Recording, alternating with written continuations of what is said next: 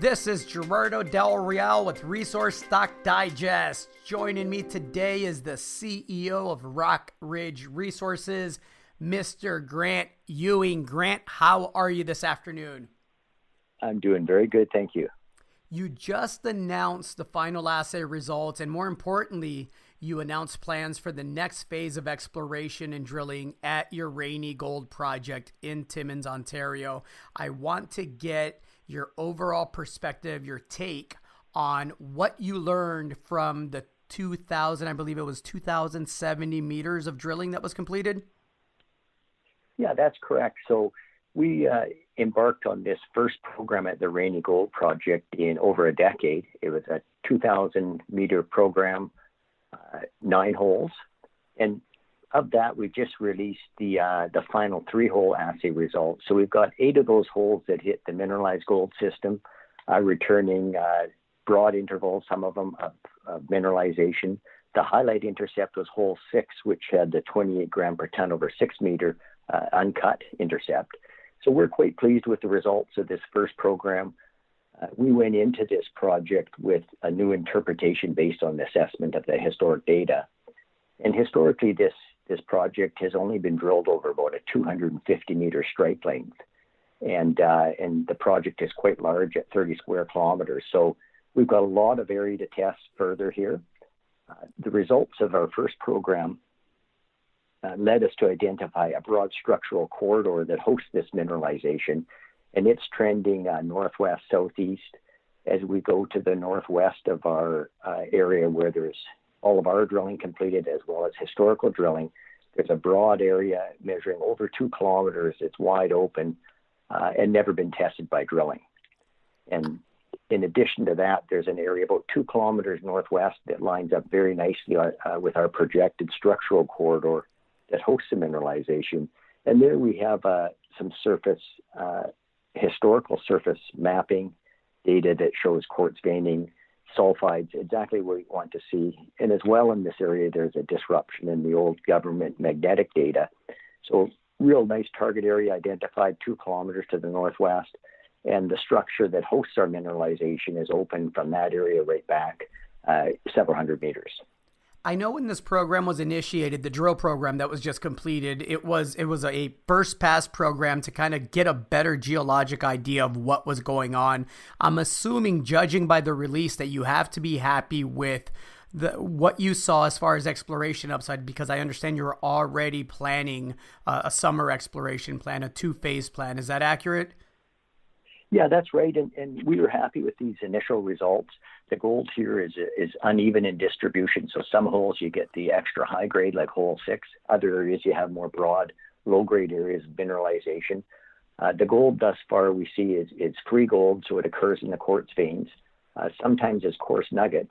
Historically, there's been just 40 drill holes drilled in this small area, this project. About four of those have hit visible gold, coarse visible gold. So 10% are hitting this nice coarse visible gold. And what we want to do now is develop a program to test this broad structure, especially to the northwest. We've laid out a phase 1 and a phase 2 program. The phase 1 program is financed, fully financed right now, and we'll go out in the field this summer, additional prospecting, sampling, mapping along this broad structural corridor, and especially focus on this area 2 kilometers west that has this break in the magnetic signature and historic mapping of sulfides and quartz veining. And what we'll do through that program is then prioritize drill targets along this corridor.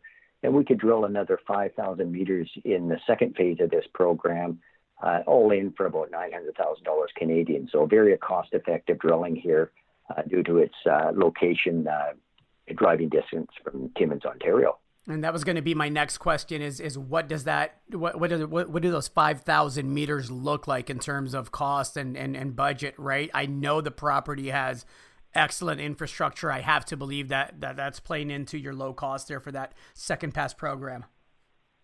Yeah, certainly. This is, compared to other gold exploration projects, very cost effective drilling. You can access the site year round, drive to it. And so for 5,000 meters of drilling, roughly 900,000 Canadian, we could get 15 to 20 holes and test a lot of this untested structure. There's great depth potential as well as potential along strike for new discovery. And we're sitting in a geologic setting that is, it's called the Swayze Greenstone Belt, which is a sub-province of the prolific Abitibi Greenstone Belt. And this belt of rocks hosts numerous world-class discoveries and historic production continuous for decades.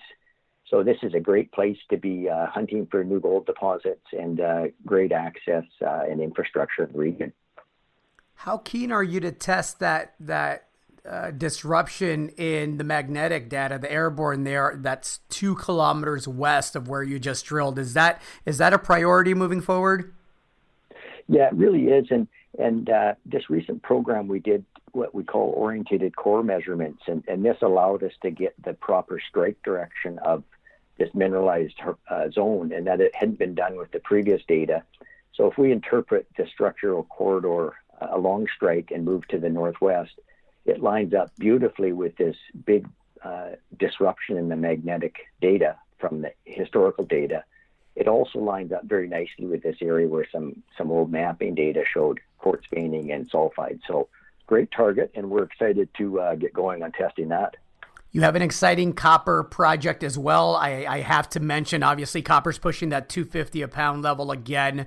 There's rumors and whispers and what looks to be an obvious push for massive infrastructure spending, not just here in the U.S., but around the world. Can you speak to the copper space? I know you have an exceptional background in that space. And of course, you also have a very, very prospective project with the Knife Lake deposit. Yeah, that's right. And so Rockridge's second asset, our secondary focus is this copper project in northeastern Saskatchewan. There we've identified a significant near-surface copper resource. We did the first resource estimate on that just last year. And we're doing early planning now for the next program to go in and test several high-priority targets we've identified around the one Knife deposit that's known.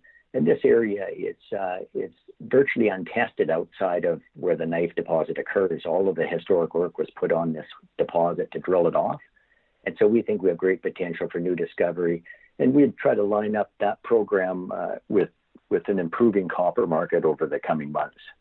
Fantastic. Grant, anything else that you'd like to add before I let you go? Yeah, just a quick review of our capital structure. So we've got a nice tight structure, 34 million shares outstanding.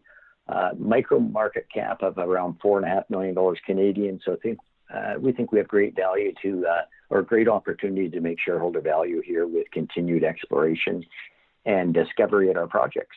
Fantastic. Grant, thank you again for your time. Look forward to chatting soon. Yeah, thanks very much.